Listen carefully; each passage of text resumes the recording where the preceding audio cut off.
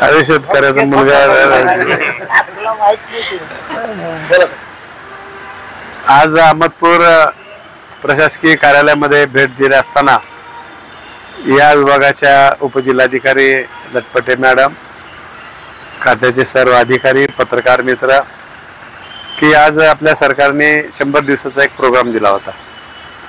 त्या अनुषंगाने आपल्या अहमदपूर मतदारसंघामध्ये अनेक ऑफिसने चांगलं काम केलं, त्याच्यासाठी त्यांचं कौतुकही झालंय।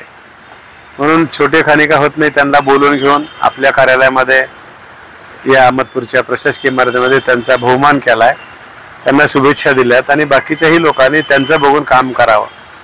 सरकारने अशा प्रकारचं एक धोरण 100 दिवसाचा संपला कार्यक्रम, याच्यानंतर 150 दिवसाचा एक कार्यक्रम आहे। याच्यामध्ये अशी अपेक्षा आहे की ऑफिस हे नीटनेटकं असावं, त्या ठिकाणचे स्वच्छतागृह असेल, ऑफिस असेल, लोकांना बसायचं वेटिंग असेल आणि सगळं कॉम्प्युटराइज व्हॉट्सअप ऑनलाईन काम नवीन पद्धतीने करावं। आता माझ्या डिपार्टमेंटचं जर बघितलं सहकारी विभागाचं, तसं आमच्या 5 बैठका विभागात झाल्यात। आमच्याकडे आहेत 7 विभाग, त्याच्यापैकी आता राहिले 2-3 विभाग आहेत। तर त्या विभागाच्या बैठका घेतल्या आम्ही। आतापर्यंत किती प्रकरणं पेंडिंग आहेत, मागले काही प्रकरणं झाले असतील ते निर्लेखित करायचं, रूममध्ये काही रद्दी भरून ठेवायची नाही आणि सगळे गट्टे मारून वर्षाच्या वर्षाला आपल्याला 1 मिनिटात डॉक्युमेंटेशन सापडलं पाहिजे।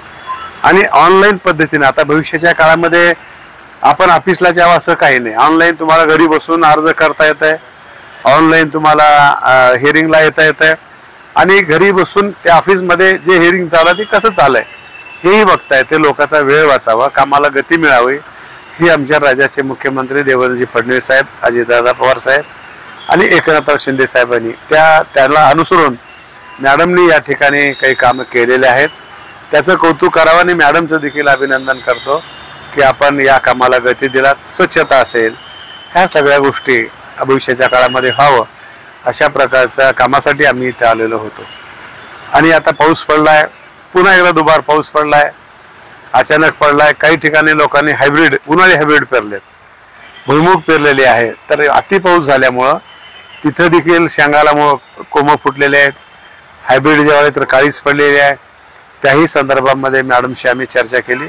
तशा प्रकारचा शासनाचा पहिलंच जी आर आहे, कृषी खात्याचे बावगेवी इथं होते, त्यांनाही सांगितलं की सगळ्या अधिकाऱ्याला सांगून त्याच्यामध्ये जिथं जिथं नुकसान झालंय त्याचे पंचनामे करून वरिष्ठ कार्यालयात पाठवून द्यावे।